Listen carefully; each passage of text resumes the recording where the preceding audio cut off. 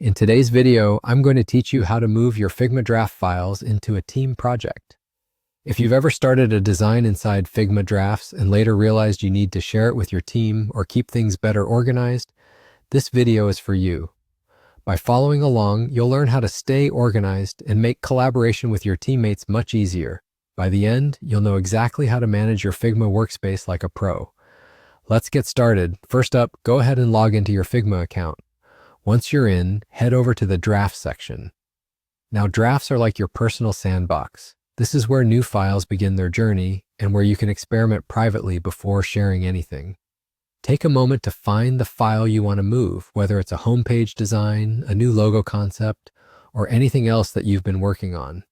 Once you've located the file, you can use the simplest method out there: drag and drop. This is as easy as it sounds. Just click the file you've chosen, hold your mouse button, and drag it over into your team project folder that you'll find on the left sidebar. For instance, if your team project is called Demo Tutorial, simply drag the file directly into that folder.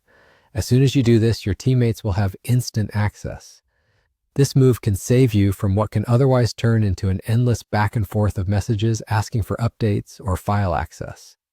But what if dragging and dropping isn't really your style? Or maybe you're looking for a more structured approach.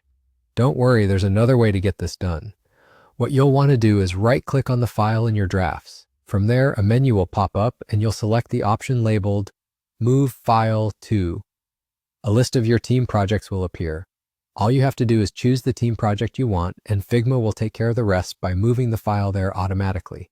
So there you have it. Whether your preference is for dragging and dropping or right-clicking, moving files into team projects is quick and makes a significant difference in how you stay organized and collaborate with your team. If you found this tutorial helpful, please give it a thumbs up and feel free to leave any questions you have down below in the comments. And don't forget, subscribing to the channel gives you more Figma tips and design tutorials. Thanks for watching, and I'll see you in the next video.